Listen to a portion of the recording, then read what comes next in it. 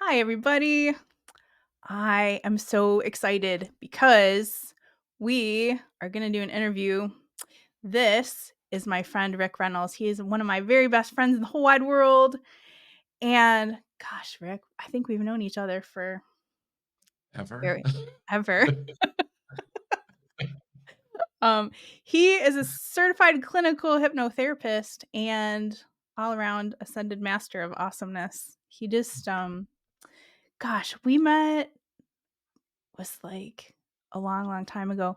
But I found him actually, I was on Craigslist and he was advertising something called Hypnoki. And I was like, this is the guy. I need to know this guy. He looks amazing and he does not disappoint. You guys are gonna love this guy. He's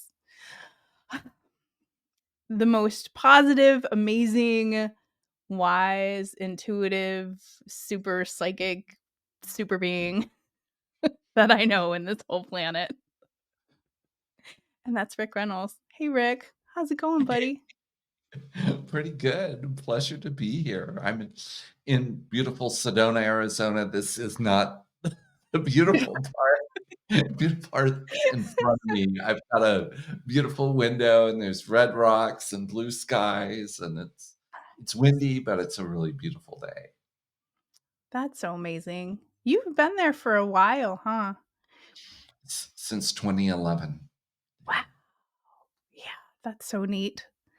That's so neat. The energies there are I was only there for 3 months and they were pretty intense. So since you've lived there for so long, is it still super intense or do you get used to it? It's still really intense.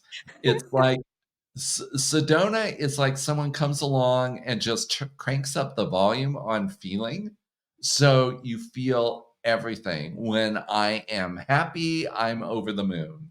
When I am upset, I'm really upset. Mm, It's really kind of a feeling is healing, and so in the energy of Sedona, you can't escape your feelings. So, uh, it's a very, very healing place to be and to do healing work. So I love being in Sedona and being in the energy, and about every 6 weeks, if I don't get out of the energy, it makes me crazy, so well, yeah. I it's mean, very I intense.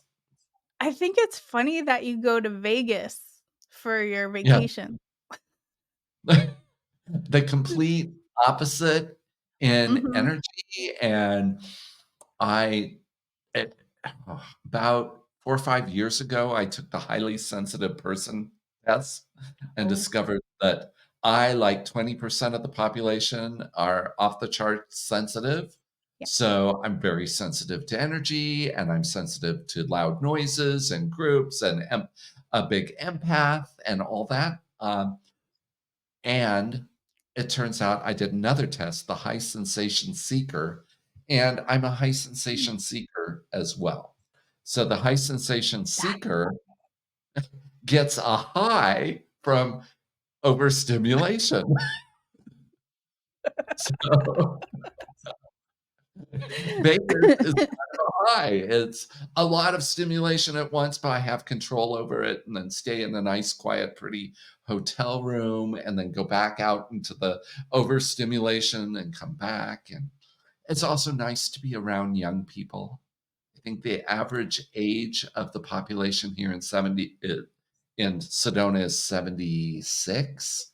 And oh, so it's kind of fun to be in a place where more people are younger than I am than older than I am. It's a different energy, so I that's funny. enjoy I think I've only been to Vegas once, and, my experience was I thought they were all older, but maybe that was I was in my 30s or something. But Yeah, they're a and lot younger people? Las Vegas has changed. Yeah. Come Oh, stay come live in a retirement community. And it's like, wow, there are people in their 30s and 40s here. If when Wow. you're in your 20s, everyone in Vegas seems old. When you're in your 60s, they're all younger. You know? They're young people, 30s and 40s. I'm not talking 18 and 20s, Right. and I 20-year-olds. think I think I forgot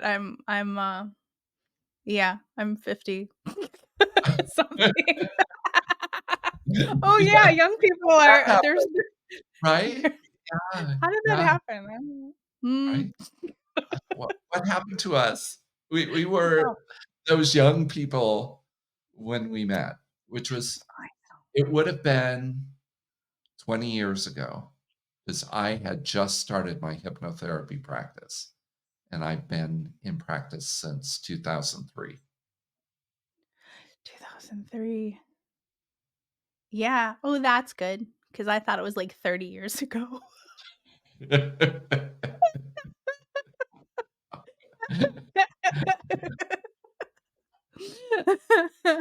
Oh, man. Okay, 20, now I don't feel so old, that's great. Right, right, right, yeah. That's so 30 fun. years ago, I was in TV.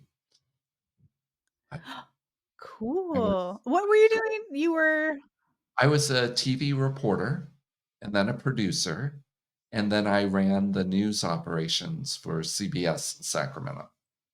wow, that's so neat. You've done a lot of stuff. So, when did you start you must have been doing hypnotherapy before we met. When did you start doing hypnotherapy? Well, I finished my training in 2003.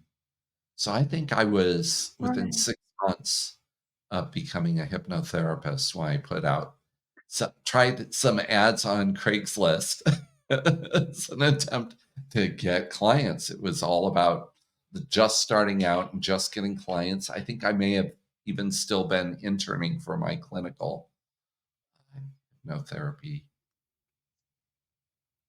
So it was probably Nice. 3, 2004, those early years. How did you get into Reiki? Um, so my grandmother was a Reiki master from way back. She was one of the first Reiki masters created by Mrs. Takata, went to Hawaii, Wow. spent the big bucks to learn it, and came back and so grandma's healing hands, and it would Aw. feel so warm and so nice and all that. So she didn't teach me Reiki. She I just knew about it, and all of her students came in and were around her, surrounding her with Reiki when she was on her deathbed, Mhm. and, they kept her going. Like, Aw. "Grandma needs to go now. Enough of the Reiki." And then, when I was in hypnotherapy training, the same instructor and same school offered Reiki classes, Cool. and I thought, "Oh, do I wanna take Reiki? I'm doing, 8 hours in hypnosis training and then take a Reiki class that evening." I'm like, "Oh, that's too much." I went out to lunch with all the people in my, uh, hypnosis training, Mhm. and we're sitting at lunch, and one of the members of the class says, "Oh, I have to go get something. I'll be right back." And he disappears, and then he doesn't come right back. And it turns out he picked up the bill for all of us. Aw. And it's back out of the building. And we were like, and I heard my grandmother's voice say, "That rascal," just the way she used, like, I don't use that word rascal, but that's grandma, "That rascal."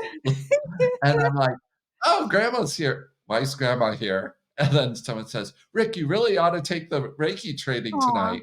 And like, "Yeah, I think I have to. My grandmother just showed up."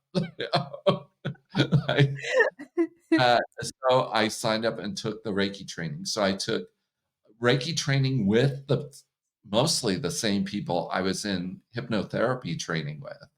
And then I started combining the 2 in my work thereafter. And It was I came in and they're like, "Oh, you're doing that hypnoki, hypnosis and Reiki." So I'm like, "Oh, I like that, hypnoki." So that That's became one of my titles for the that's so work fun. that I did. That's so Yeah. fun. Um, so lately you've been well, lately, I Mhm. guess it's been, what, 10 years you've been in Sedona. So you've been working with, Sedona Soul Adventures. What do Yes. you Yeah, so what do you Now do with what them? is that? What is Sedona Soul Adventure? So they've been around since 2002. I've been with them since 2011, and we are a network of 70 practitioners now here in Sedona that do everything from hypnosis to somatic healing work to uh, just everything you can think of, coaching. We've got, in addition to the 70 people here, we have 20 coaches that coach people before they start and once they get back home. So we're really a team of 90. Plus, we have 15 office staff members that help coordinate everything. So we bring people from all over the world to Sedona for a minimum of 3 days. Most people stay 4 or 5, and they do a series of one on one sessions with different practitioners over that time. I'm one of those practitioners. I'm also one of the coaches that coach people on the other side, and I play the role of soul guide. So my job is for a couple days a week, 4 hours each day. I take phone calls from people that are considering coming on a retreat and tune in to where they're at and what's going on in their life and what their major wounds are and where they want to be, their vision at the end of all that. And I have, through the years, now done sessions with all my fellow practitioners. And I use my intuition and my connection with this person and my knowledge of the practitioners and craft a customized itinerary for them. So they Nice. then show up and they do 2 sessions each day, and the first part is all about clearing out the gunk, Mm, the core wound, the negative patterns that have been passed down through the generations and that they picked up in this lifetime, purging and clearing all that. And then the second part of the retreat is all about getting connected on all levels, mind, body, soul. We do transformational breath work, loosely based on the work of Groff and um, mm, the the holotropic breath work, where mhm, you breathe without pausing between the inhale and the exhale while listening to this really powerful, evocative music, and it blasts you into another state of consciousness, altered states, higher mhm, expanded consciousness. And I actually did my first breath experience with my family back in 1990. So I've been mm, doing breath journeys before becoming a hypnotherapist, before um, a lot of stuff, before Sedona Soul Adventures and any of that. And it's been profound and life changing to enter that altered state. I've had spontaneous healing, past trauma in my life. It, I got a message that helped me move from TV to what I'm doing now. It's like mm, a voice came through and asked me why I made my life so hard and showed me all these scenes that were all TV news. And mm, uh, anyway, so that's the breath journey. And then at the end, we put it all together and help people be ready to go back to their life. So there's a big spiritual transformation piece at the end, and then we support people once they're home in taking the big shift and life change that happens in Sedona and making it permanent, permanent, lasting change. So that's the ongoing coaching. And yeah, so I brought the coaching to Sedona Soul Adventure. Now we went through the coaching certification program together all those mhm. many years ago, just about 20 years ago. That was like, yeah. So we met in 2003. because it Mhm. was 2004 that we did the, um, life coaching Yeah, certification I just through. thought about that today, actually. Aubrey, that was with, Samson, Yes, yes, what's her um, yes. Samson, I Miss can see her clearly in my head. Susan Susan Sampson. Benson, yes, incredible coach, and Mhm. yes, yeah, yeah, That's so so neat. Back to your, breath work, I did a group, um, holotropic breath work in gosh, it was in California, it was a place called Camp& and Sons, and mm, mm, I remember, the forecast was for rain that weekend, and so I was like and I was studying shamanism also at the time, and I was like, "Okay, I'm gonna ask the cloud people if they could just, like, chill out on the rain for the uh-huh, weekend, because like, it's gonna rain." So I went, um, and I was like, "Hey, guys," I'm like, "If you could not rain this weekend, that would be great because 'cause we're gonna do this, like, breath work," and, they were like, "Yeah, well, no, because we have to." We have to rain this weekend, it's really important. And I was like, "Oh, alright." I tried. But what happened was they set up tents, to keep us from the rain, but the experience of breathing and the music and the storm and, like, everything was, like, all together, and then towards the end when, your breathing gets more relaxed and you've gone through this, like, crazy journey, the sun came out and everything was, like, sparkly and new and shiny, and I was like, "Wow." Oh, I'm like, "Okay, now I understand why that had to be." And, I think as humans, we think, "Oh, we know what's best," but, apparently nature knows what's best, yeah, actually. yeah. Transformational breath work, absolutely life changing. I mean, because I do the piece at the end where I talk to people about what happened to them on their soul adventure, Right. I hear time and time again that that was like the pivot, that Mm, people had this huge breakthrough in that expanded state. So many of them mhm. had a, an experience of the light. I was so envious. Here I've been doing it Mhm. since 1990, and I did not have had that experience. They went, "Oh, it was so beautiful, and I felt the oneness and embraced by God and all this, la, la, la, la." I'm like, "I want that, I want that, I want that." Well, 4 years ago, finally, we had a new breath worker here, and sometimes my job is to check out the new practitioners and have Mhm. a session, experience the way they do it. And I'm doing it, and he really had me breathing intensely. And if you breathe, the gas pedal in the experience is how fast, how deep you breathe.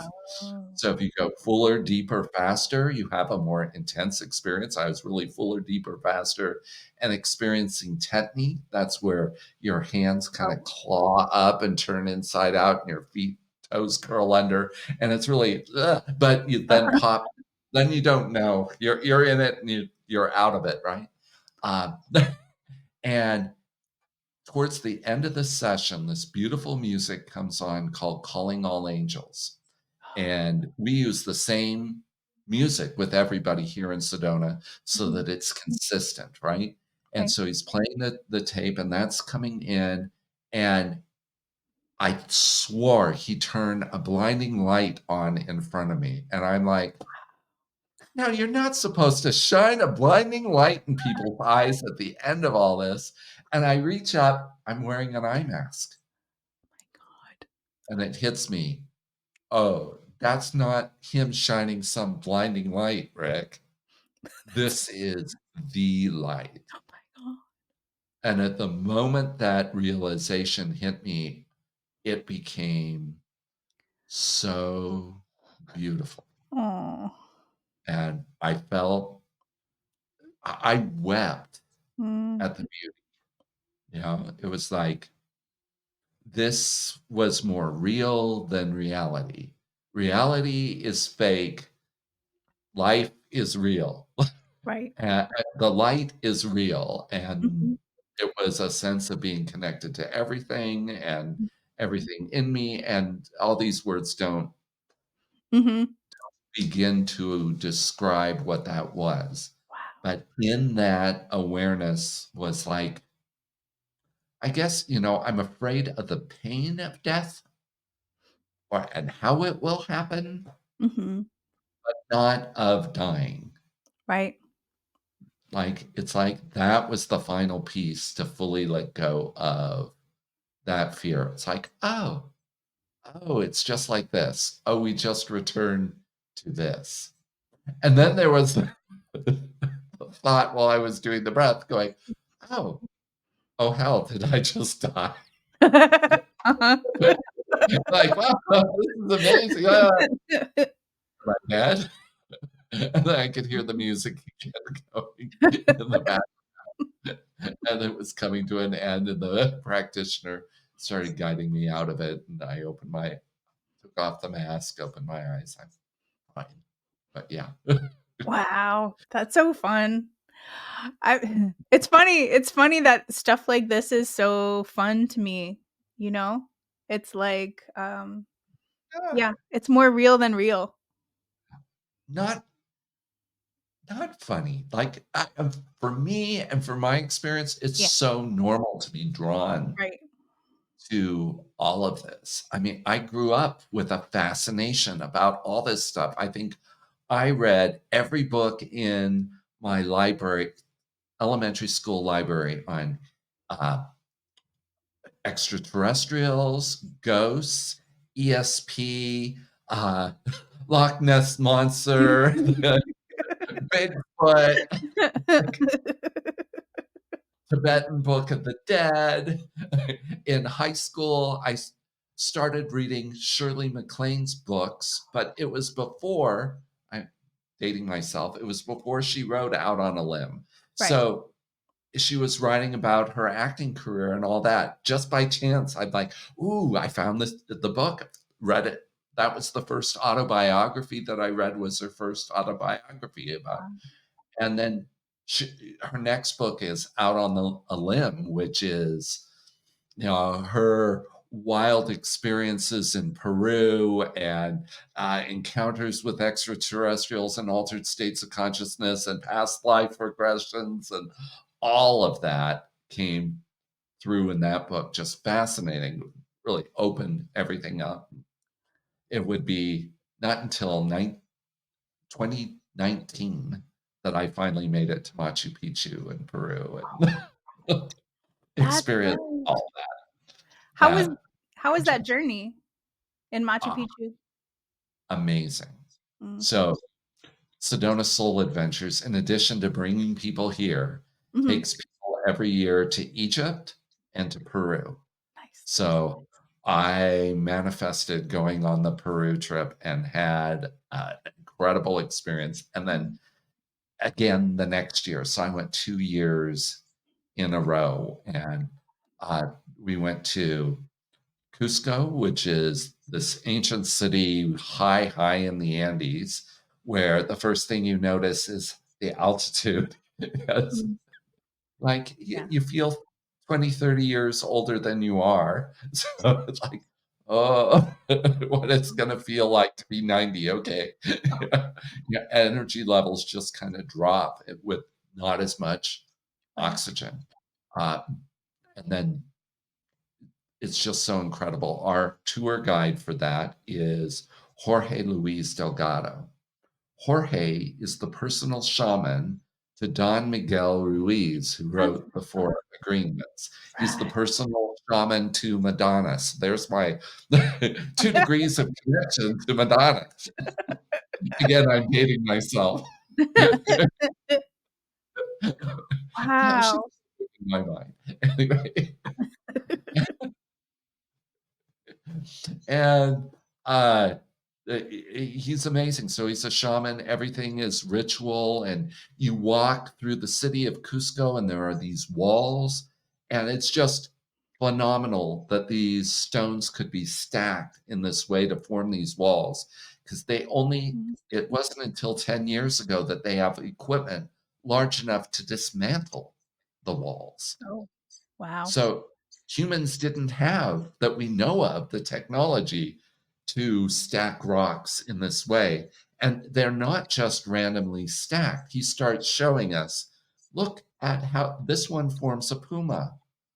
This one forms a llama. This one is a condor. And it's like they were all different temples to the spirit animals that these represented. And Wow. he did sacred ceremony at each one and took us to this place called Sacsayhuaman or something like that. And you go through this tunnel and come up the other side, and these incredible stone features, and lying on them and feeling the energy and walking through portals. And it was just incredible. And then we go to the sacred valley of the Incas, and there are more ruins like Machu Picchu. And from there, take the train to Agua Caliente, and then the buses up the switchbacks all the way up to Machu Picchu. And we spent 3 days at Machu Picchu. Uh, the second day, starting at sunrise. So we were up there for the first light, which Mm. is absolute magic. And he bribes the minders because they're watching you everywhere and keeping you moving. Uh-huh. And we went to the Temple of the Sun there at Machu Picchu. And our trips weren't on the solstice, but now they are. So Uh-huh. he's there on the day of the solstice where all the shadows line up and special things, special places. But even without that, we wait and wait, and there's the moment that that first light comes up and it races across the valley and hits you. Oh, And it's like you just like this, and it is an altered state experience to experience first light at Machu Picchu and to welcome it into your heart. mm. And in that moment, I knew why the Incans called themselves the children of the sun. Oh, yeah. It was like the sun and the light is different. Maybe it's the elevation, I the energy. It's all it's amazing. It's Mhm. beautiful. It was spectacular. It was life-changing. I got That total I chills. right? So thrilled to do it again. And then Yeah. we spent a week up at Lake Titicaca. Mm. And that which is sacred. It's beautiful. It's so still and pristine, and the sky, the clouds reflecting on the lake. It's just amazing. There are these islands in the center of the lake built out of reeds that grow there. And so they bind them up and have created islands that have been there, and the native people living on them for over 1,000 years. And we visited with some of the native people, and they did a little ceremony with us, and we learned that the reeds grow only one other place on the planet.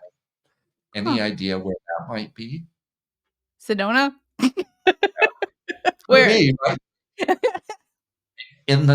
Along the Nile. Oh, that's So the interesting. same reeds grow in Lake Titicaca and on the Nile. I thought that was wild. Like, Right? why those 2 places, and what's the connection between the Incans and the and the Egyptians, and how interesting that Sedona Soul Adventures goes to both of those places, and here we are, and then Jorge took us to a spot that he discovered. He was walking along the road. He's from the Lake Titicaca area, Uh-huh. and he was drawn to take this little path, not really like an animal path off the Mhm. road, and hike for about 15 minutes off the road, and comes to this hillside, and carved it's kind of like a cliff face, and carved into the cliff is a door, a bigger door around it, and 2 shafts that go up like 40 feet. And he says, So he takes us to the road. We Uh-huh. hike in a mile to it, and it's a official now sacred national monument in the country of Peru that he's the Right. discoverer, and he says this is the spot where our star brothers come through with Yeah. their ships for Lake Titicaca, and he's been his story about this and this discovery is on In Search of Ancient Aliens, and he appears on there all the time. So he was sharing alien connections and all that. Uh, Fascinating. And then there's a spot called the cemetery there, which Mhm. are these silos, and in the silos were mummified bodies of the ancient Incans. Wow. When you take your compass up to these silos, the compass starts spinning, right? And the rocks are perfectly rounded and stacked together to form these silos with dome tops. And it's like, huh? How did they do that? And where did these rocks come from?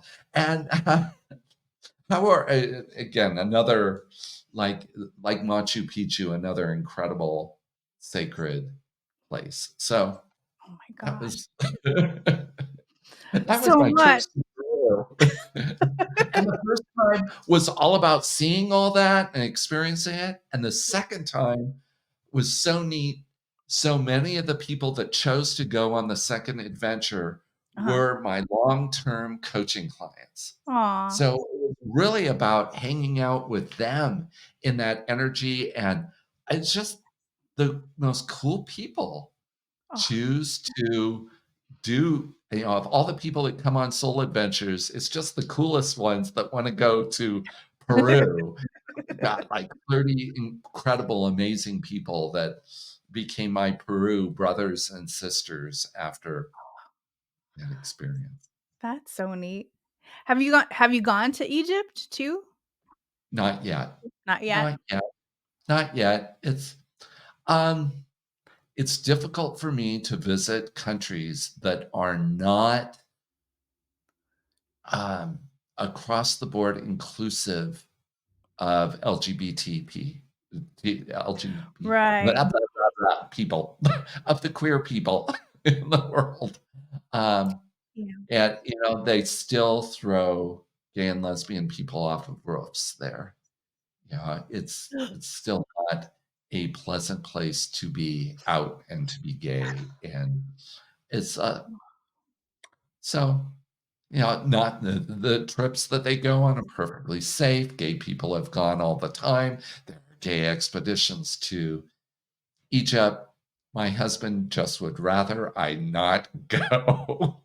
Right. And reminds me of all these things every time, like, "Okay, not this year."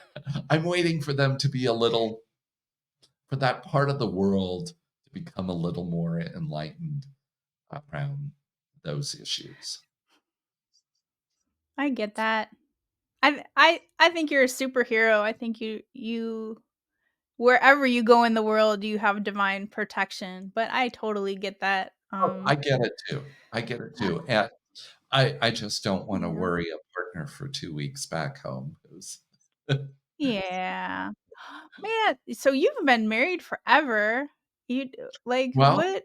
we've been married since it's Your been legal, relationship is amazing. but we've Yeah. been together for 28 years. Yeah. I mean, you guys are I wanna hear from you, like, why from the outside perspective, it just feels like you guys are best friends, you know? And, but what do you think your secret is to this longevity of being together?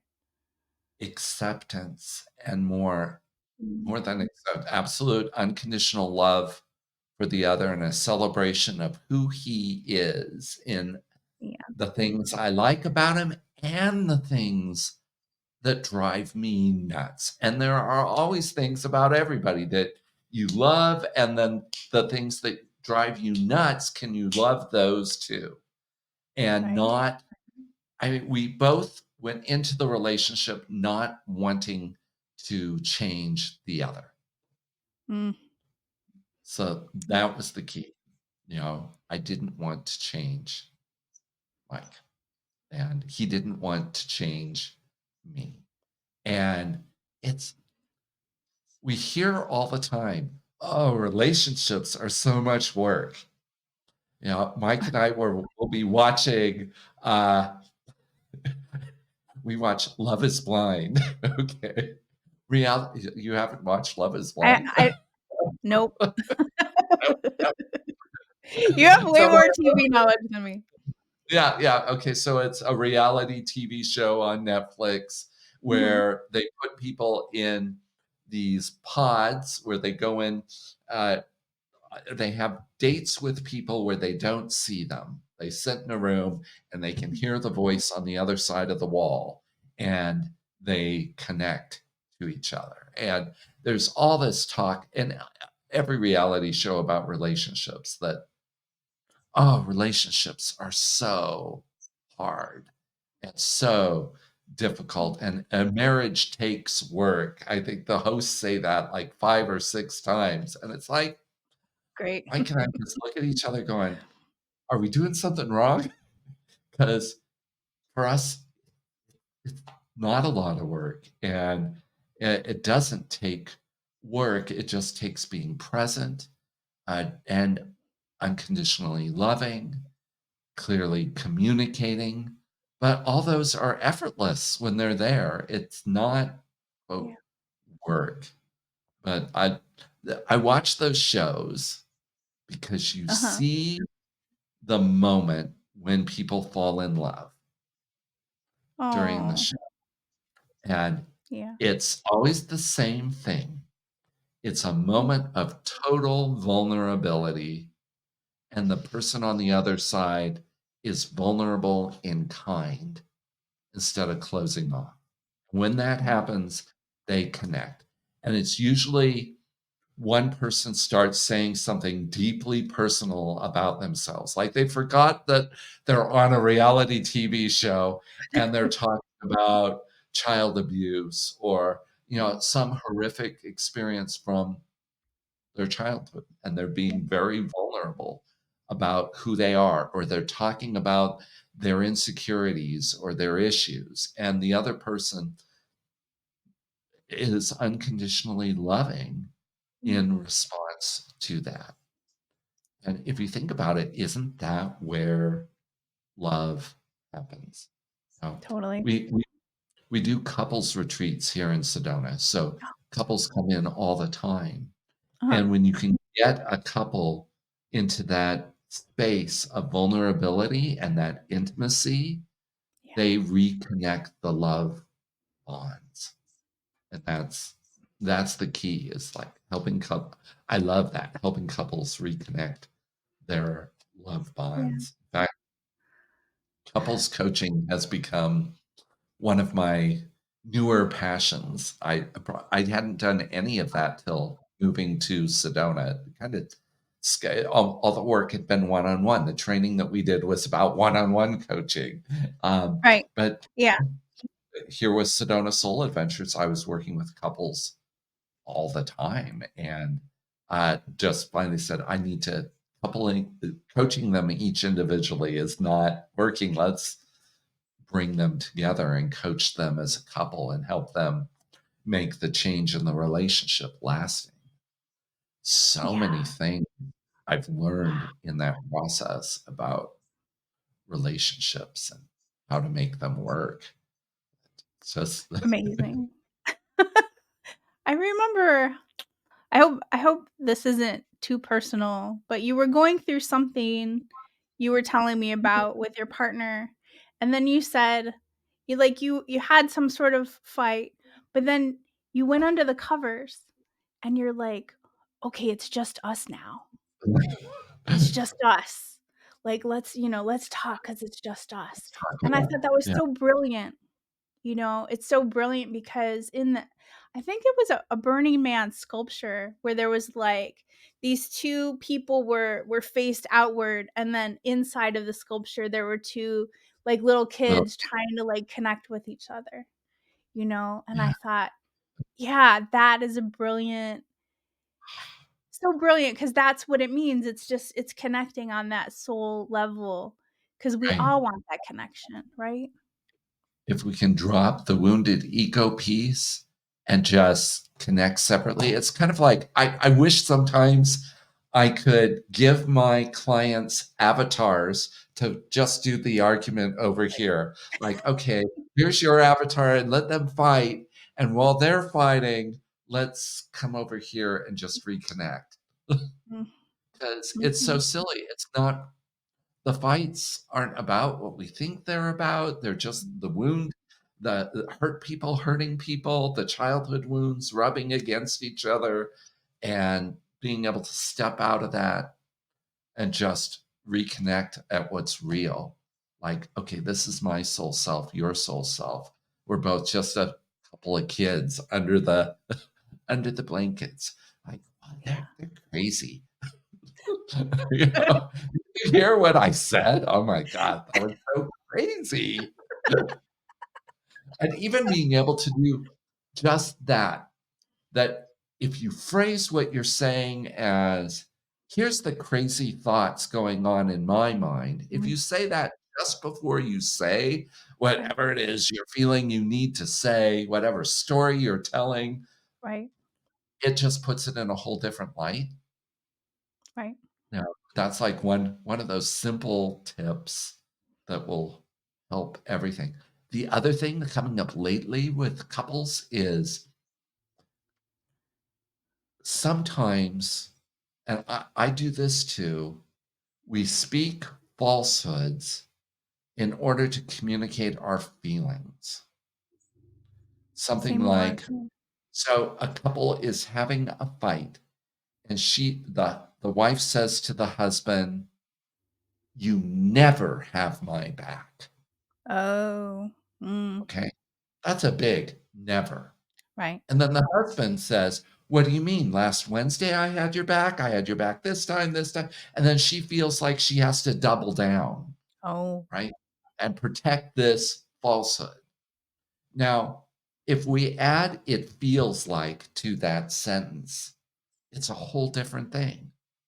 right. If she's able to say, instead of "you never have my back," right now it feels like you never have my back.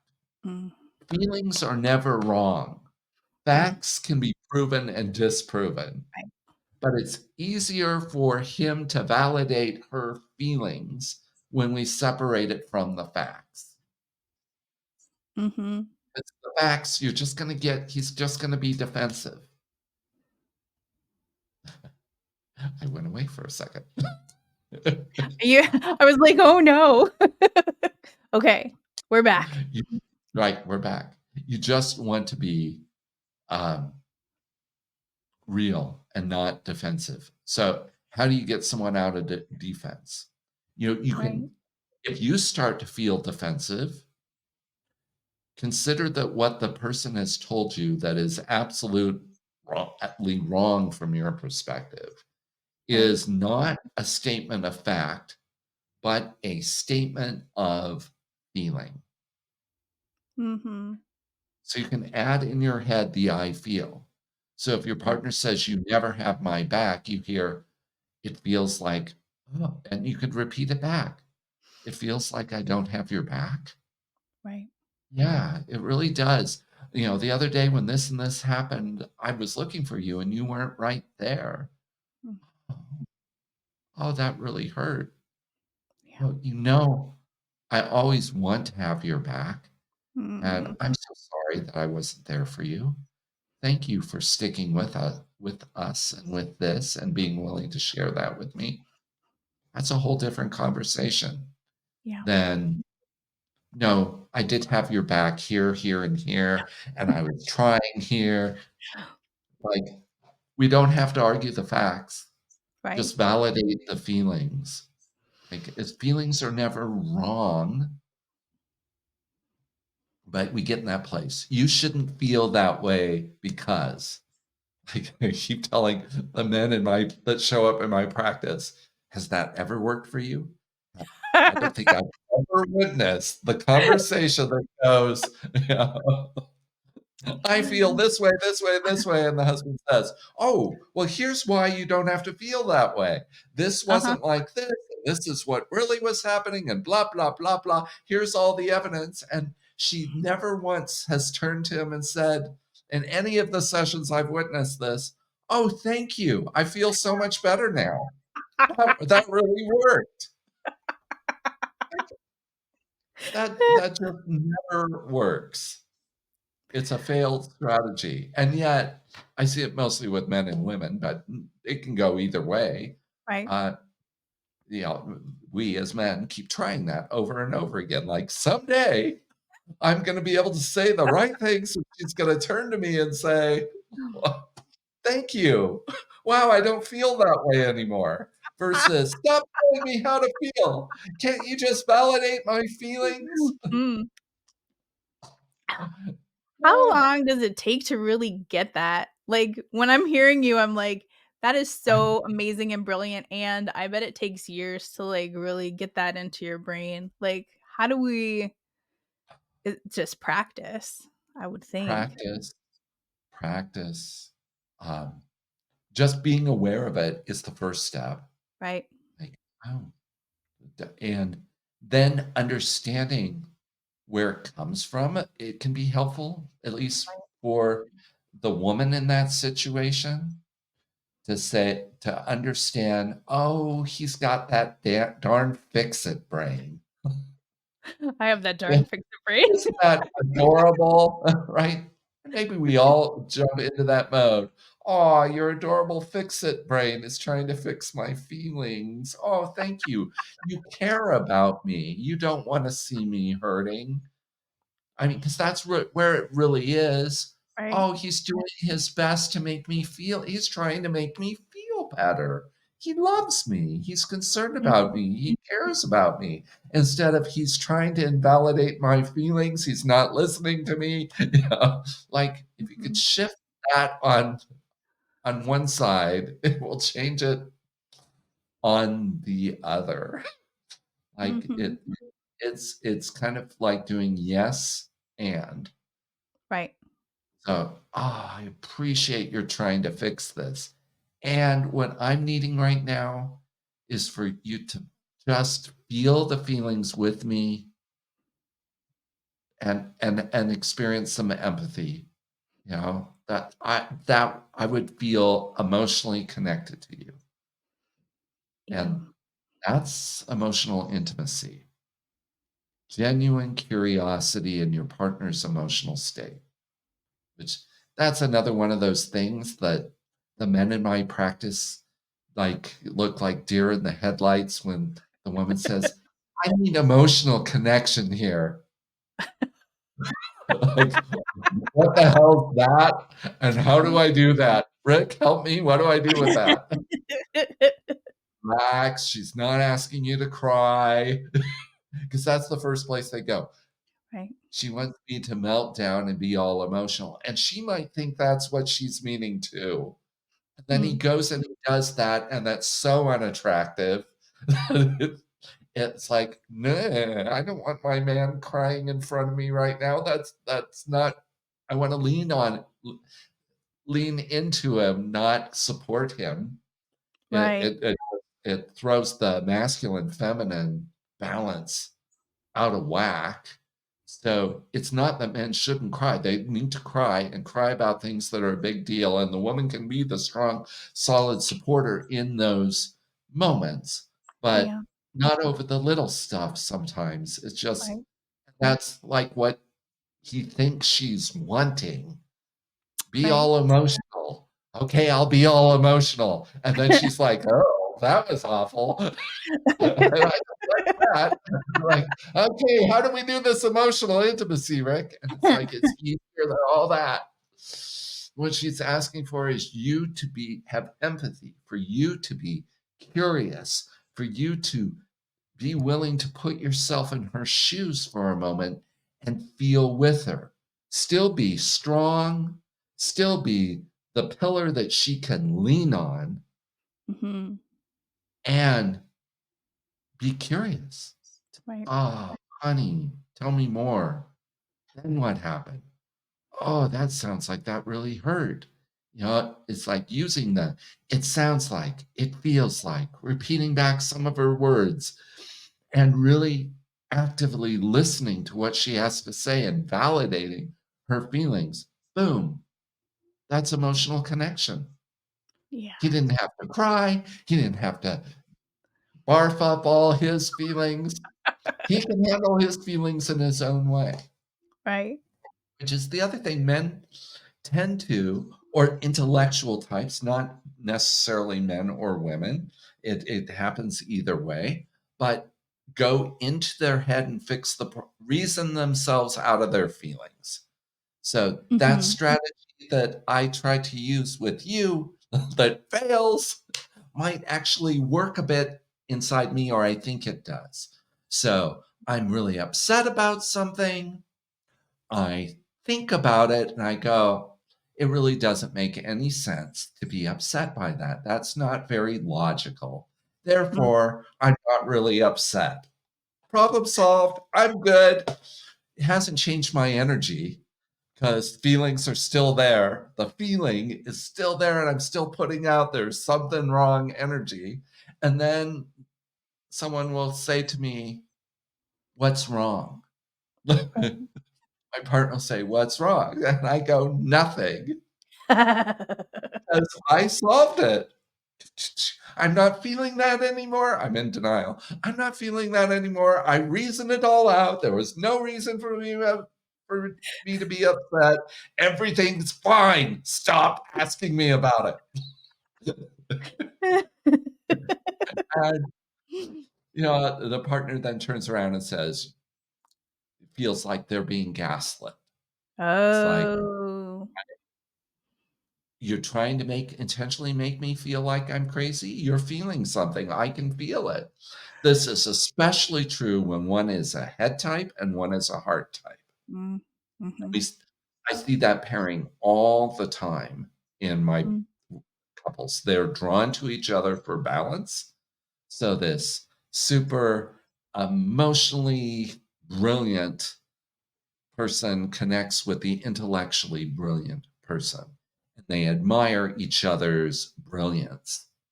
Um, Mhm. but it's a recipe for total misunderstanding that uh, Mm.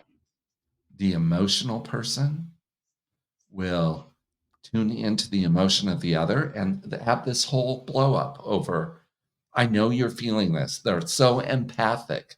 They're feeling it. And the partner's just going, "No, I'm not. It's all done. It's all taken care of. I'm no longer angry," because they're head types. They've reasoned it all away, so it should be gone now. And then that he's trying to reason her out of her emotions. And that is the cycle of this type that's drawn to each other for balance. And they each have a piece to give one another to come into Yeah. balance themselves.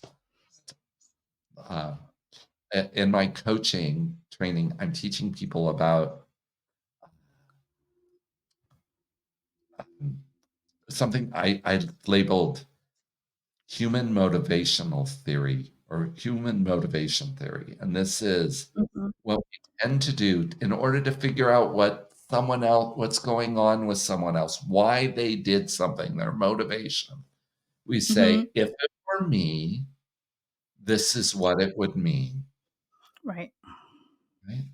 Well, if you Mhm. apply that to the head type and the heart type, they Right. get it wrong every single time. Mhm. Like, the empath is able to feel what her husband needs and meet his needs before he even asks. Right.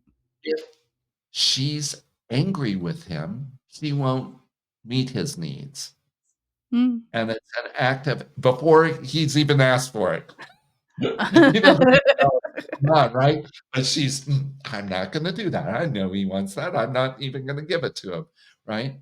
And then she's really Mm. wanting something, and he doesn't pick up on it, and she Right, goes, "He is so mad at me. What did I do to make him this angry that he's not giving me what I want?"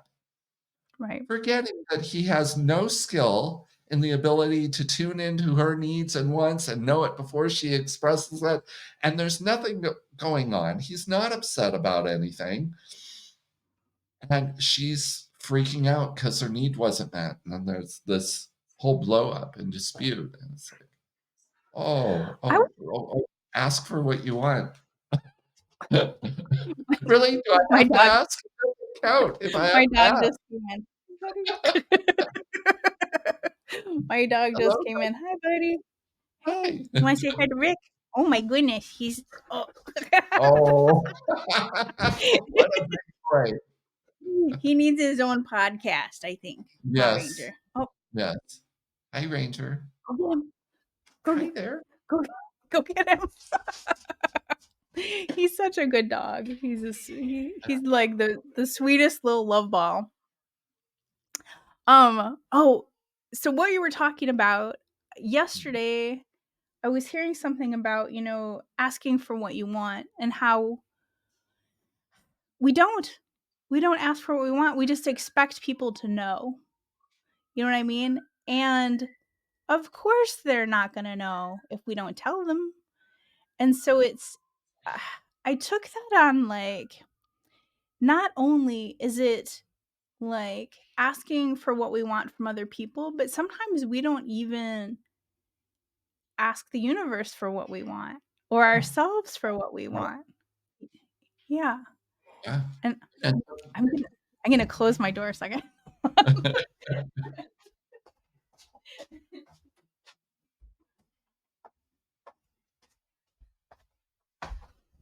Okay. yeah. So what do you think about that? Like what's the process that goes on? Like you would think that asking for what we want would be easy because it's what we want, right? But why is it that people don't? And I see it mostly in heart types. So, I Oh. I I got over these years, I've gotten way into the Enneagram. Mhm. Ancient personality typing system that divides the world into 9 personality types, and 3 of the types are heart, 3 of the types are head, and 3 of the types are body, and I sit in the Mm, body type. So, the body type has a better footing into all 3 types than mm, the head and the heart, and I heart types especially have that gift of being able to know what people want before they express it. mm, mhm. And the assumption of all the types are that every type has this skill and ability. Right. Okay. Yeah. So it's like, hmm. So not all types suffer from this not being able to ask for what they want. The head types are usually pretty good. If I want something, I'll ask Mhm. for it. Yeah. Right. And Interesting. I think the heart types suffer the most with that, Mm. that that they don't want to. um, it's like you're supposed to, I've made it so obvious. Do I have to really be direct and ask for it? Right? God, you've known me for 20 years. You should know by now that this is what I want. I Right. shouldn't ever have to ask for a hug. Mhm. Well, if your partner was raised in a family with very little to no physical affection, is highly intellectual, and may actually be on the spectrum or neurodivergent in some way, a little bit of Asperger's syndrome, it just may never dawn on them to reach out and hug you. And if Right. you want that and that's important to you, then yeah, you get to take the lead. And that's so Yep. hard. Yeah. Around and round. It doesn't count. If I have to ask to be hugged, then it's not a real hug. I have to ask to be appreciated, then it's not real appreciation. Right. It's a lose-lose situation, really. Um, but it's so interesting because it didn't occur to me really until yesterday. So I guess it's been 50 something years.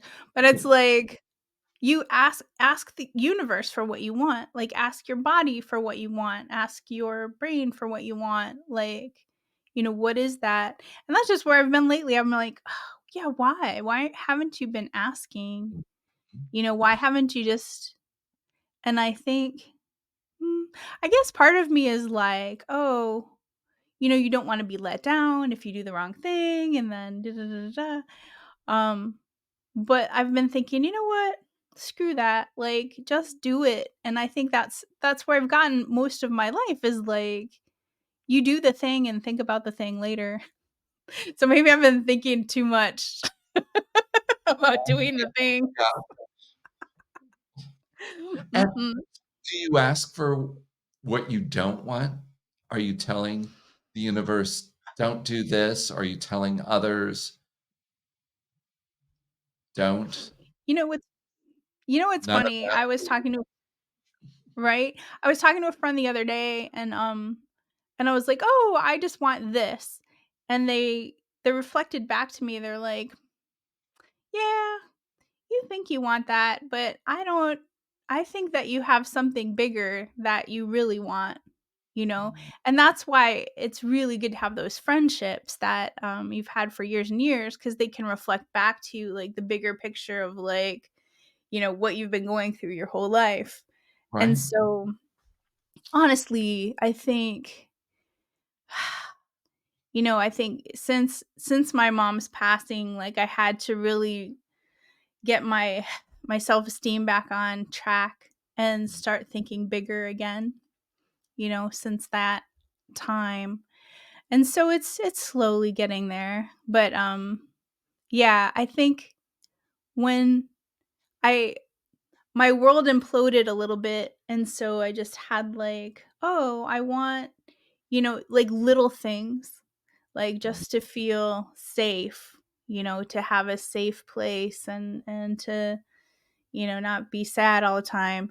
And so now it's like I'm expanding my what I can receive Mhm. energy, you know what I mean? And so yeah, it was good to have those conversations because it was like, okay, yeah, I guess I do want something a little bit more than just Mhm. safety. I guess I do want something a little more than just security. I actually want to project out into the world a little bit more and a little bit more and a little bit more. Um, so I can ask for that. But I think I haven't been asking because I didn't think I would be able to hold the space for all that goodness. You know what I mean? I wouldn't be able to hold the space for Mhm. what I would ask for. So I didn't ask for fear of getting it. Yeah, for fear of getting it. But it seems like and this is what I see, like, when I see people like you, like friends of mine who have expanded their life so completely, like, you have such a full life, and you're doing so many fun and wonderful things, and it didn't happen overnight, right? You added this and added that and added all these things, and now, like, you have this expansive life. Um, were you ever overwhelmed at, like, all of the stuff coming in, and how did you deal with that, like, with all of the things that happen? Or do you even get that way now? No, I sure. I mean, I told you that Sedona amplifies everything, so when I get overwhelmed, I get way overwhelmed. Um, yeah, I I think that there have been times in my life where I hold back on what I want, Mhm. and, um, uh, for me, getting to that being able to ask for really big things that I want has Yeah. taken shoring up some core beliefs. When I know I'm enough, I can ask for more. When I know I Right. am worthy, I can ask for more. When I know I'm lovable, I can ask for more. When I know I'm truly deserving, then I can ask for more. When I feel safe in being my true and authentic self, I can ask for more. So now I can remember back when I didn't ask for all that I was worth. So that, like, in my career in TV news, Mhm. I every single position I took in that career, I accepted a salary that was less than I was worth. Mm. And, Interesting. that happened in part because I went from being an intern to a reporter in a top 20 TV market, which is, like, unheard of, Mhm. and I just believed that I could do it. So I was asking for a lot to be in the first place, to be reporting on air at 21 in a market where most of the TV reporters were in their 40s, Wow. right? So I Uh-huh. took a very low pay compared to what they were all making, Mhm. and but was just thrilled for the opportunity. So there was that I don't deserve to make as much as these people make, and maybe I didn't, and I was trading experience and top 20 market for pay, and I didn't need so much money then, in my early Mhm. 20s. Right. I had roommates. I was living in, a college living situation still, kind Mhm. of, that it didn't have the expenses that I would have later, and was probably the lowest paid reporter in the history of years in Sacramento, but also the youngest at the same time. But then every promotion I got was based on that base salary. Oh, right. So I was the lowest paid producer, but it was a chance to go from reporting to producing. I had no background in that. They trained me in it. And then the lowest paid executive producer for another station. And then I became news director, and it was a big bump in my salary to make 150,000 a year from 75, like a doubling my salary. Woo! Mhm. Right? From Yeah. executive producer to but a year later, I'm in charge of creating the budget for the station. I'm looking Mhm. at the budget lines, and there's the last news director and his $400,000 salary. Oh my gosh. And, like, What? what was double for me Mhm.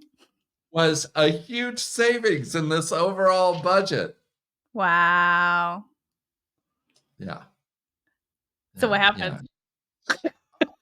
Well, I left TV news and became a life coach, hypnotherapist, Reiki Master, Yeah. and did it differently. Hmm. And when I graduated as a hypnotherapist, I set my rates at $100 an hour a session, Right. and my classmates set theirs at $25. Oh, wow.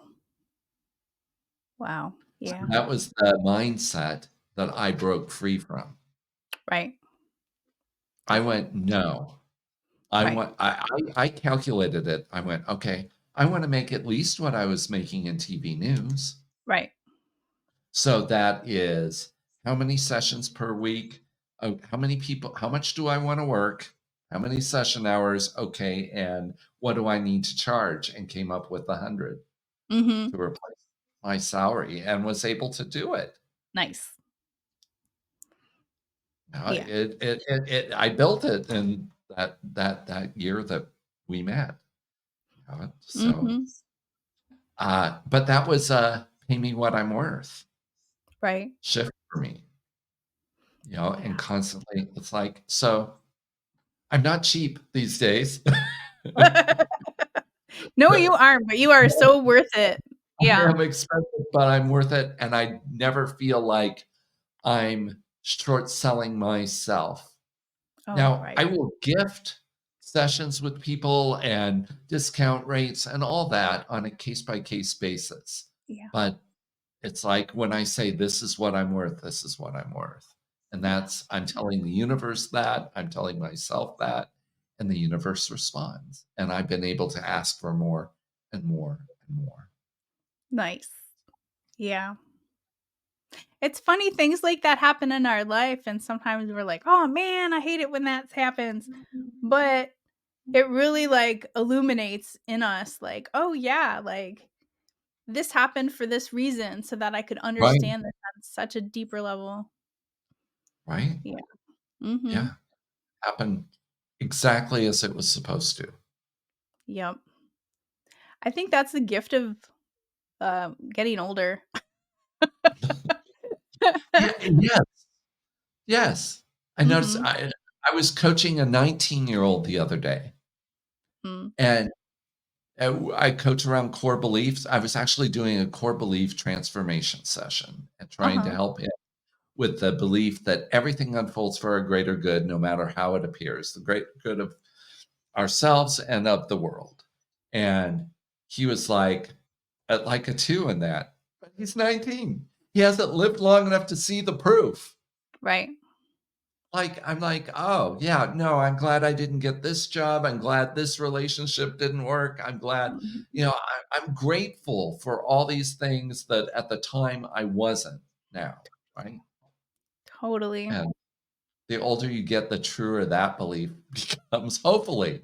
For me, the older I get, the Mhm. truer that becomes. It's just always a challenge to see in the moment. Man, every relationship that I've had that I was like, "Oh, no, this was the one. I'm devastated. I'll never find love again." It's just, looking back on all those relationships and really it's funny, I think it took writing my book to really understand the process, like, I had to write a whole book to teach me about how to unravel those connections and that energy and all that stuff, but it's like, yeah, looking backwards thinking, "Wow," like, we think this is the end, like, we think, "Oh, this is the end," like, it's never gonna get any better, and then years later saying, "Oh, wow," like, I totally understand why that happened the way it did, and I totally understand why I couldn't have been like, I'm so glad that I'm not still with that person Right, in that situation, and, yeah, it feels to me I've lived so many lifetimes this lifetime, you know, and watching the outside, I would say that's true. right? Yes, you have. You totally have. Yeah, I guess I saved my lessons all over the world somewhere. But, yeah, I feel at this point in my life, I think I feel the most grounded, the most relaxed, the most, yeah, even though I feel like, "Oh, well, maybe I don't have it all together like some people," I feel like I have such a base of knowledge and understanding and, um I don't know. Compassion, I think, for myself and other people that I didn't have in my 20s, you know? And then I have to look back to my 20s and go, "Oh, man, that was I wasn't very graceful during that time." And then sending myself love back in those places like, oh, Yes, man." Mhm. yeah. But it allows me to have more compassion, I think, for people now because I've been there. Mhm. And I've done those things that weren't so great, and I've done, fun and amazing things. Um, but it's the wisdom it was 20 I was 23 when I met my Cherokee medicine teacher, and I got blasted with all of this knowledge and all of this understanding, and it's like no one's as dangerous as like a 23-year-old life coach. But it's like I said to him, I'm like, "Hey, am I too young to like know all this stuff?" He's like, "Well," he's like, you know, maybe a little." And I just thought, I don't have the wisdom to back this up. Like all of these quantum doors that just opened for me, like I haven't lived enough life to really like I could like show up in an older person's life and be like, "Yeah, this and that." But I need to live it to Yeah. really get it, you know? And Yeah. yeah, I've lived a lot of life now. Mhm. Mhm. Have a few wisdom points. Um, yeah, Yes. and still Yeah. learning, you know? I think we never stop learning on this journey, right? Yeah. I Yeah. I told my cousin the other day, she's, becoming a transformational soul coach and taking my training, Aw. and she's been through a lot in her life, and I'm Mhm. like, "Look, you got 10 weeks of coaching training, you can coach people now. That's it, you've got all the basics down." And she's like, Right. "Oh, but what do I tell people?" I said, "10 weeks of coaching and a lifetime of experience, and Nice. you have your master's in tragedy and survival." Right? And we just, like, off all the things that she'd been through and that she survived and thrived despite of, and she said to me, "Now, I think it's more like my doctorate." I'm Right. like, "Yeah, okay." Doctor Trauma is here, that we can really take all those things that happen to us and turn around and use it to help others when the time is right. And Yeah. more and more, for myself, I'm finding that when things happen, a part of me, not all of me, but a part of me goes, "Ooh, ooh, this is exciting. I wonder how this is gonna be for my greater good." And just that opens up the doors of possibility for Mhm. that. "Oh, this could be really good, actually. Hmm, hmm." Mm. That I'm more and more, I'm becoming the inverse paranoid. The paranoid person thinks the world's out to get them. The inverse, completely convinced the world is always conspiring in their favor. I believe that. I really Right? do.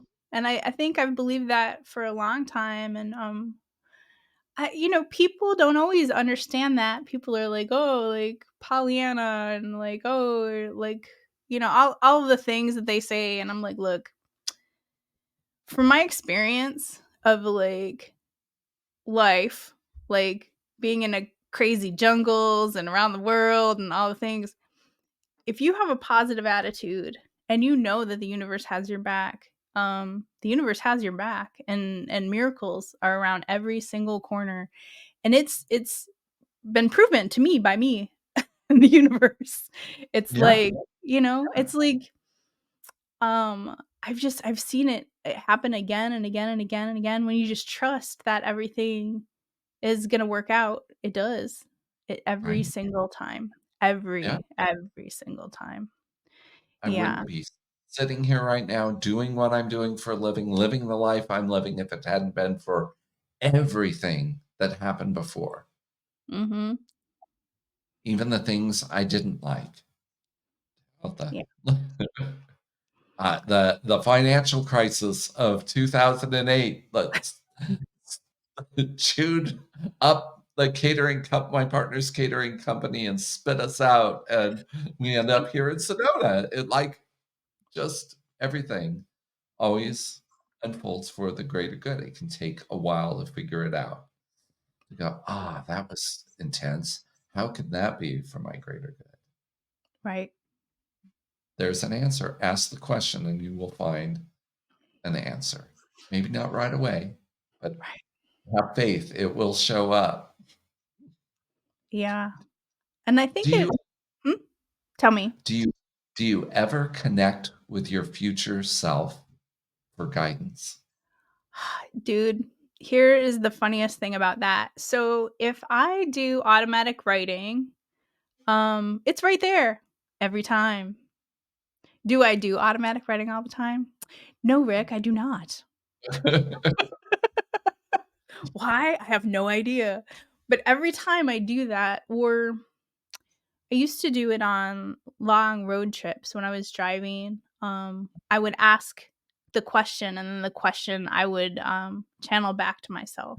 So I would ask the question and channel back, and ask the question, channel back, and I had so much. There's so much insight and awareness, and it's funny, like even with my book, right? It's like I have this vast knowledge, like it's my future self or divine self or whoever I'm channeling at the moment. Everything's right there, but I don't think always to ask. Mhm. Yeah, I don't always think to ask, but when I do, there it is. Yeah, the past 4 years, I've been asking more often, Yeah. and usually my future self just laughs at me. It Aw. gets me to laugh too. It's like, "Really? Really? That's an issue? I don't even remember it. You're not gonna remember that a week from now." That's But hilarious. when the when my dad was dying and in hospice, I did a process of connecting to a future my future self, Mhm. and he said, "Every moment is precious. Just be fully present for everybody, your brother, your mother, and your father." Um, that basically live the Ho'oponopono prayer this week, which is, "I'm sorry, please forgive me, thank you, I love you." And then he said, "And just for this week, add in, I forgive you." And make that Right. the essence of your time with your dad, and that was it. I mean, I cleared everything that I needed to Mm. clear for me, and tell him that I forgave everything for him and thanked him and filled him with love, and Aw. that was the week, and I felt complete when he passed. I Mm. grieve, yes. Regret, Yeah. no. Mhm. Yeah. And How is he so now? Do you talk to him? I feel him from time to time. I Yeah. don't get a lot of direct messages. We do have mediums here in Sedona. So I had Mhm. one who told me some things, and it left me distressed rather than feeling great. I don't know why that Aw. was. Um, and but some of it rang true, and I feel his presence a lot at different times, and I know what he would say, and that's Mhm. enough, you Yeah. know? "Oh, Yeah. what would my dad say here?" Just asking myself that, I get an answer, which is, where he and I are connected. I don't know, we're all one, that kind Right. of way. I don't necessarily see him or hear his voice clearly in my head. Like, I sometimes like, uh, one of our practitioners passed just the day before Valentine's Day. Aw. She wrote the book, Radiant Heart Healing. Wow. I thought for sure she was holding out for Valentine's Day. Oh my This incredible healer, and I have sensed her essence so strong, and her smile and she would always wear these shawls and just wrapping herself up in it, and this look in her eyes. I mean, I can feel that right now and tune into her like Mhm. that. Like, I Yeah. haven't heard what she has to say, but Mhm. she's very much there. Um, yeah, willing to help with any Aw. session. She still likes doing her work. That's So, so cool. have you connected to your mom? Yeah. Um, 'cause my mom was dying of dementia, she left before she left. And Right, so, um, I was connecting her with her before she right. died, and, she thought it was really funny. Like, she was like, "Oh, that's weird." Like, "Oh, like, my body's doing all these weird things." I'm like, "Yeah, it's fun for you, mom." I'm like, "But I'm experiencing this right now." I'm like, "This is hardcore." And I went through a lot of stuff when she died, like, just angry and sadness and, like, all the whole childhood thing that I couldn't really experience when she was alive. But when I got to the end of that, there was peace. I'm stuck. You are. Okay, here we go. Um, I feel like I needed to go through all of the sadness, all of the anger, and all of these things because, um, they needed to be released so I could feel a different experience of her love for me, and her, and connect with her. And so now when I tap into her, it's a different experience, it's a different relationship, you Mhm. know? Um, and so, uh, it's funny, our whole psychic network, I think we have a lot of, people that we know that are, psychic or Yeah, whatever, but the, yeah. these 2 ladies said, "Oh, I got some songs from her." And one of the songs was "Don't Cry for Me, Argentina," and the other one was, "Bluer Than Blue." And so I'm going and I'm looking at, the lyrics for "Don't Cry for Me, Argentina," because 1, my mom was funny, and so I was like, "Oh, well, that's kind of a funny song, to to be to be saying," but it was like, "Don't cry for me, Argentina, the truth is I never left you." Right? And so I was like, "Okay, like, she's still here with me." And then the second one, "Bluer Than Blue," was like, "Now that you're gone, I can go out late, and I can do this, and I can do that, and I can do all these things, but I'm bluer than blue." Oh, no. Something my computer just went out. Can you still hear me? I still hear I'm get you. You've that's been the frozen since you froze up that one time. There we go. Aha, now you're Okay, black. I am black. I don't see Um, any. let's try it again. There. Yes, Ta-da! you're back. Mhm. Um, what was I gonna say? Oh, yeah. And so I think tapping into the essence of who she is as a soul is a lot more easy than when I had to deal with her personality that she was playing here, like the role that she played here in body. Yeah. And so, they're 2 different things. They're 2 very different things. Because especially when she was dying, I was dealing with the personality of her body, and Mm, the personality of her body was, like, different than her soul essence. And so now I'm dealing with who she was as a soul, the expansive version of her, um, which is still funny and sarcastic and, like, I still have her ashes and, like, I was saying a while ago, like, "Oh, hi, mom," and she's like, "I don't live there anymore." And I would say it another time, "Still don't live there. Not me at all." And so she's funny. And so it's like, who should actually channel your dad for you was my friend Joy Mason. actually channeled your dad because it was during that time for me. Yeah. I didn't expect her to. He just kinda came through. She's like, "Oh, there's this older man, and he's, like, behind you, and he's got maracas, and he's, like he's, like, having a good time." And I was like, "Oh." And, yeah, he was very excited to, like, go to the spirit realm and, like, be there and, like, be free, and yeah. So I was like, Mhm. "Wow." Like, that's nice, you know? Yeah.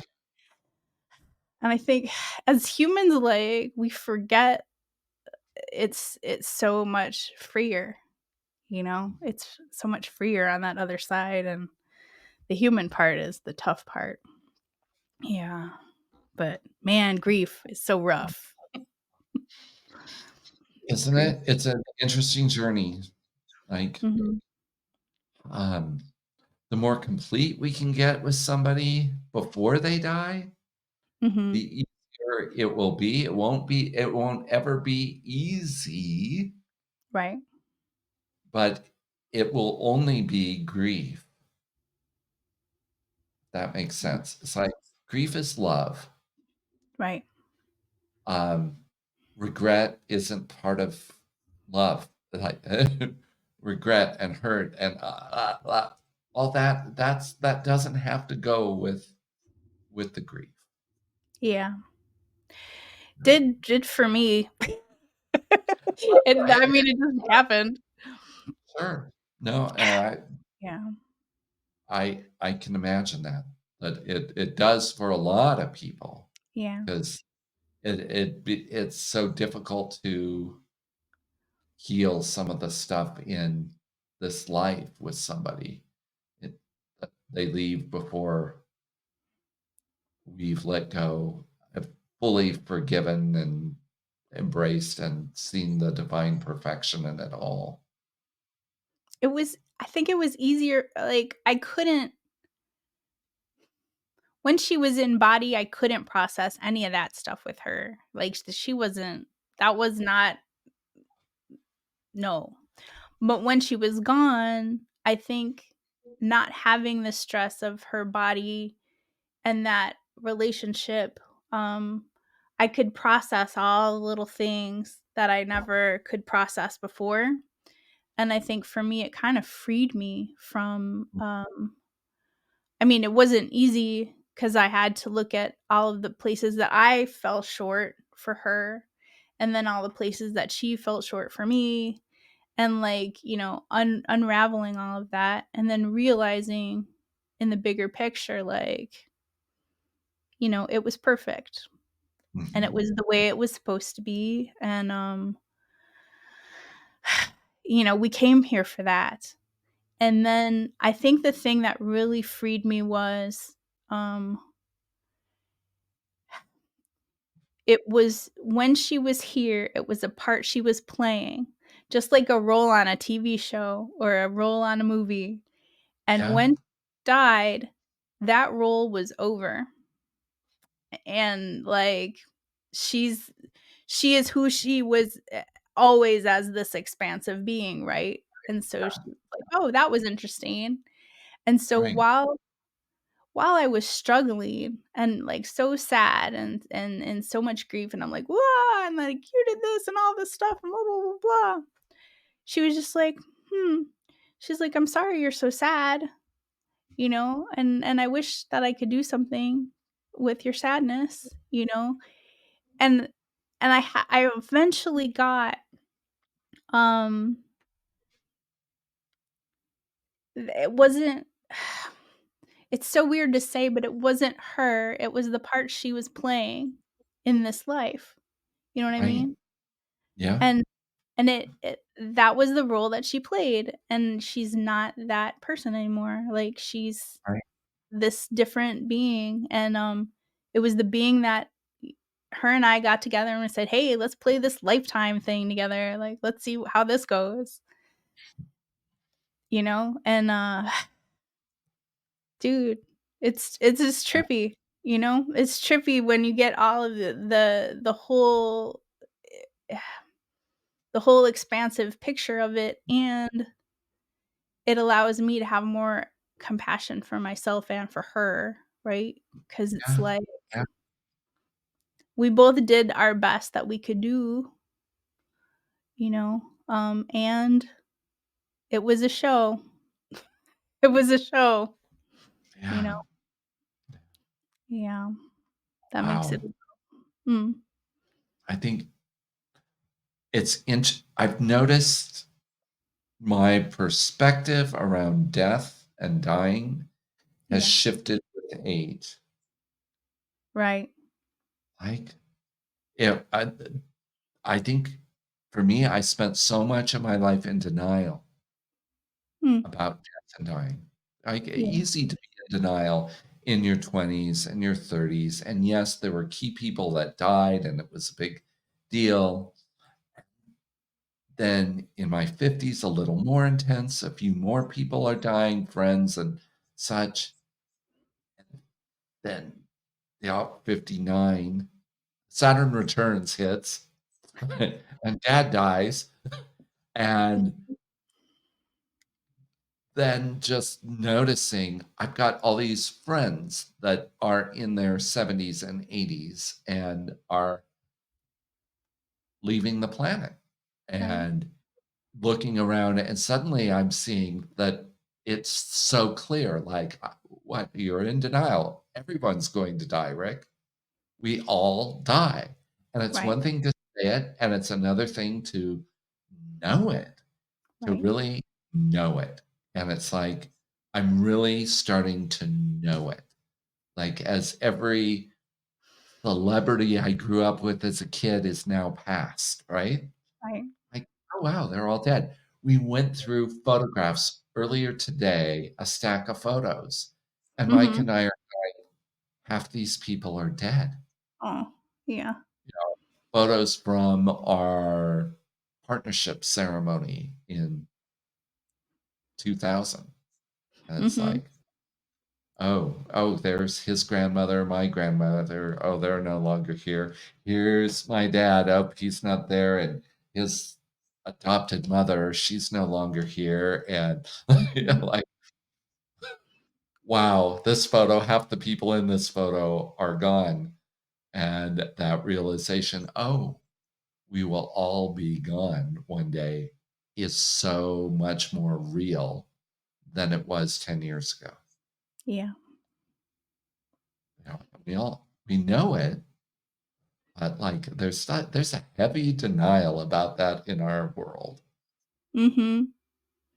Yeah. Who was it? Have you seen Matthias Stefano?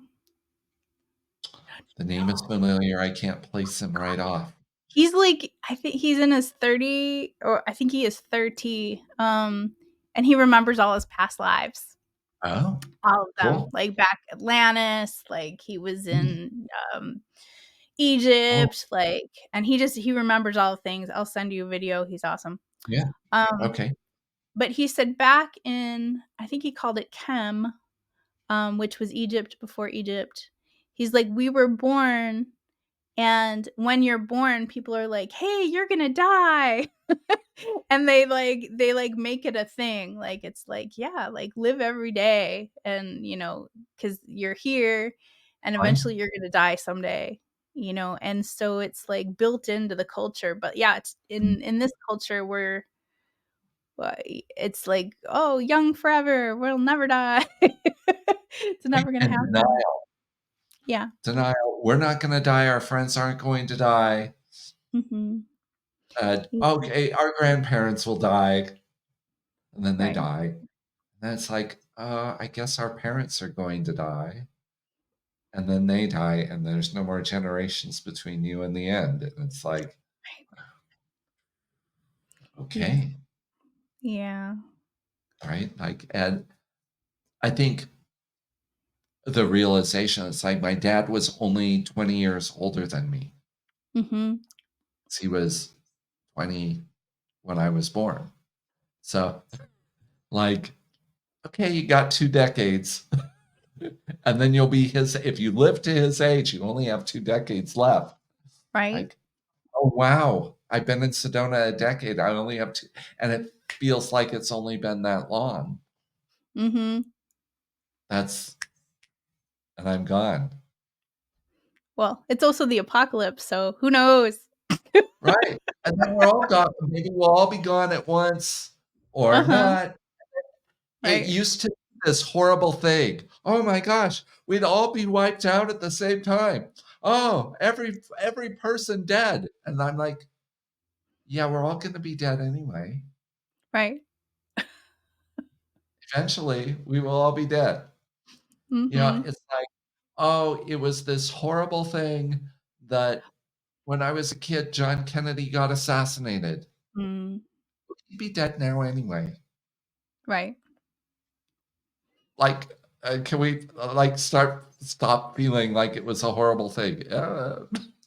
He'd be dead now anyway. Like, you look at these historic figures, yeah, okay, well, they died young, but Mhm. they'd be long dead now. Right. Yeah. I It guess starts shifting. since my mom died, I have a new perspective, like your mom. New perspective. Right, She wrote a book called The New Perspective. right, right. My Um parents' foundation, Uh-huh. spiritual foundation, the new perspective, bring everyone up to speed.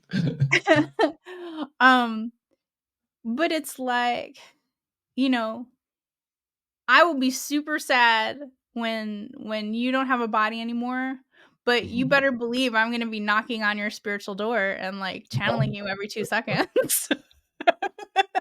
I'm gonna be busy. You're gonna be so effing busy. But then I Um, can multi-locate easier then, yes. yeah, so it's like and maybe I'm just, thinking about it in my head or whatever, mentalizing it, but especially, like, people like you and me and a lot of my friends, I feel like it's easier for us to have that perspective of, like, maybe they're not here in the body anymore, but I always have I will sorry, Rick, I'm always gonna have access to you. Yeah. I'm always gonna be asking you questions and trying to connect with you because I think we're all connected in that way, and whether the body is here or not, And we're mhm, we are so close technologically to being able to do that with AI. You they're can trying yeah, you yeah, can right now mhm, say, the AI has digested all the written work, right, okay? So you can ask it, well, what would Wayne Dyer have to say about artificial intelligence? And mhm, in a very Wayne Dyer sounding voice, because it just looked at all of his writings and all of his words mhm, and how he puts sentences together, give you an answer based on all that knowledge of him right now. Or you could channel him and get an answer. right. Uh-huh, So we will have captured the essence of people's personalities and patterns of this lifetime if we wanted to ask the role that they played. yeah. But we'll still need to connect to the other side to connect with the soul that they played. Unless our souls can speak through computers, which maybe they can. Yeah, I mean, there's plenty of what is well, in your, ghost hunting phase or Yes. whatever. Yes. Oh, I But remember that. but they have machines and stuff that can, like, Right, pick up on people's voices and right. but I Yeah, yeah. but I I I we can do recorded it. in a You have? cemetery. What? When I was a kid, okay, Uh-huh. I was a strange kid. Fun kid, yes. I took my tape recorder to a cemetery with my friend. Well, we were gonna Mhm. spend the night in the cemetery. Okay. I left the recorder on top of a tombstone, and when I played it back, in fast forwarding, a voice was clearly speaking and saying things. Wow. What'd it say? I don't remember. Oh, man. I can recite the tombstone if you want. Oh, They're cool. fine. Alright. It was the creepiest tombstone I've seen to date. Oh, good. Remember me as you pass by. So as you are, so once was I. Hmm. So as I am, so shall you be. Prepare for death and follow me. Wow. Profound and creepy at the same time. Good place to set up a sleeping bag, whip out the little pocket recorder, 1978. With the blue record And button. yep, and then a little bit after the sun went down, the sheriff's department showed up, and me and my friend were detained for a short period of time by the Contra Costa County Sheriff's Department. Do your parents know where you're at? Why, yes. We've told them all about it. Well, we're calling them right now. They get dispatch on the phone, and sure enough, our parents know that we are there. Aw, And God's mother came down and picked us up and took us for ice cream. that's And then I wrote a story for the high school hilarious. newspaper about the whole thing. Of course he did. The headline, "Prepare for death and follow me." In the Halloween edition of the wolf print. Oh, man. Yeah, That's funny. 1977 or 76, that would have been freshman That's year, yes. that's funny. I used to go to cemeteries because there's so much pretty art there, and it was Mhm. before I knew about, they can like spirits can attach to you and all these things, but I just thought, "Oh, it's, like, quiet Yeah. and it's peaceful and there's pretty art and statues and stuff like that," and, but I was sitting there one day and I saw this woman, and I think it was her daughter, and they were placing flowers on somebody's grave, and I very specifically heard, "Oh, thanks, baby. That's so nice." And I was just like, "Should I tell them?" I'm like, "Should I tell them that he's, like, saying that?" And then I was like, maybe that'll just freak them out." So I didn't say anything. Um, but that's like, I think m maybe I'm wrong, but I think everybody's superpowers are kicking in a little bit more these days. I think um we're all accessing all this stuff, like, and I think AI is trying to get people up to speed or make it feel, less scary to be able to tap in to, like, the complete network, but I think we're all gonna be able to tap into the complete network pretty soon. I think it's Yeah, coming. yeah. Yeah, yeah. The bigger picture. Been fun. Mhm. Fun conversation, thank you. Yeah. Oh, before we leave, what's your gray matter expansive thing? My program. Uh, Uh, I'm teaching something that we've called for now Mind Shift Mastery, mhm. and people grow the gray matter in their frontal cortex and reduce the gray matter in the amygdala.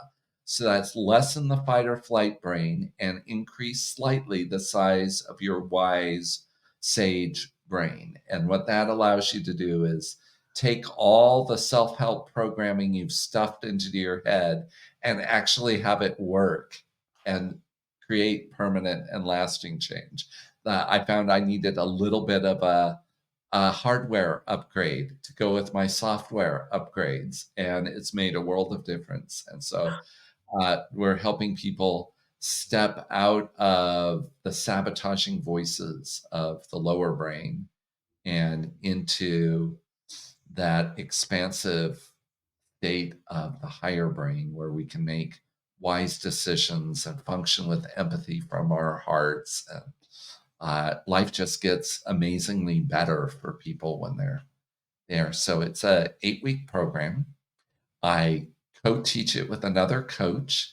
We Nice. meet an hour a week for 8 weeks. We use an app and follow the teachings of Shirzad Shamin and his book Positive Intelligence. And it's super cool and super fun.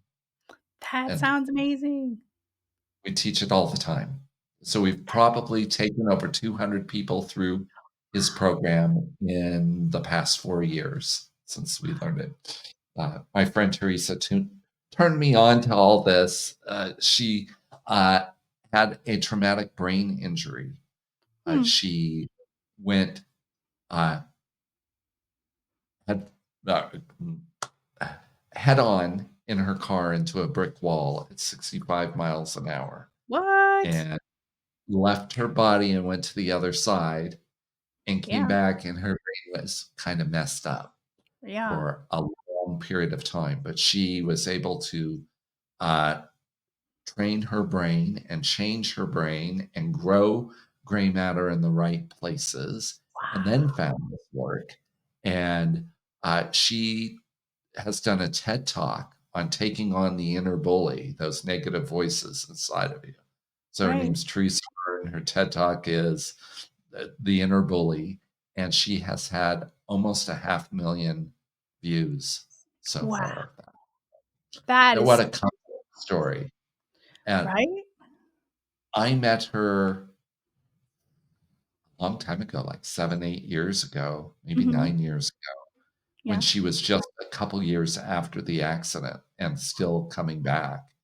And we met in a creating online courses class, how to create your online course, teach Uh-huh. online, and all that, and and formed a study group and had I met like these incredible women. There were 5 women and me, and we stayed connected. We connected every week of that class, and then kept a mastermind going for 5 years after that. And then Teresa and I connected over this and took Shirzad's initial training in his positive intelligence work.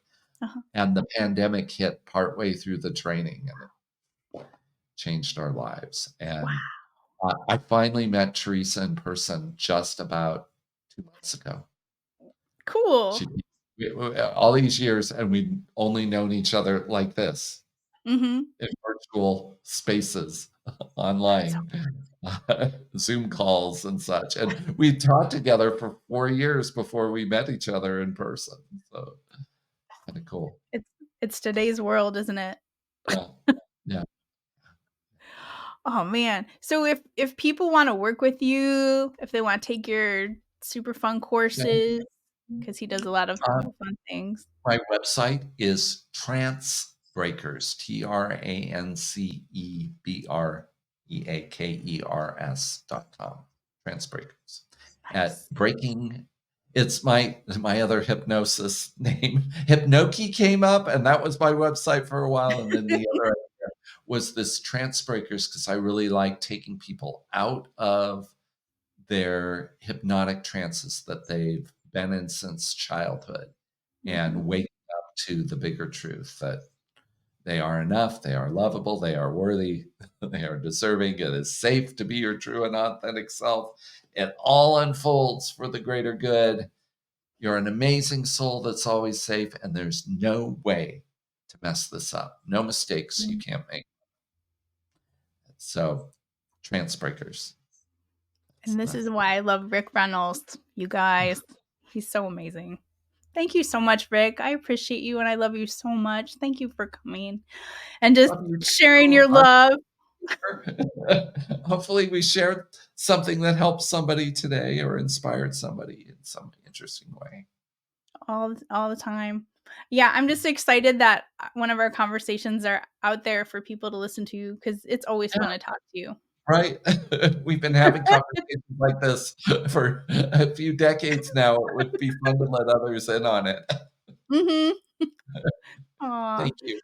Thank you so much, and, yeah, make sure to, contact Rick if you would love his services because he's so amazing, and thank you so much, and, thanks for showing up and listening, and we'll see you next time.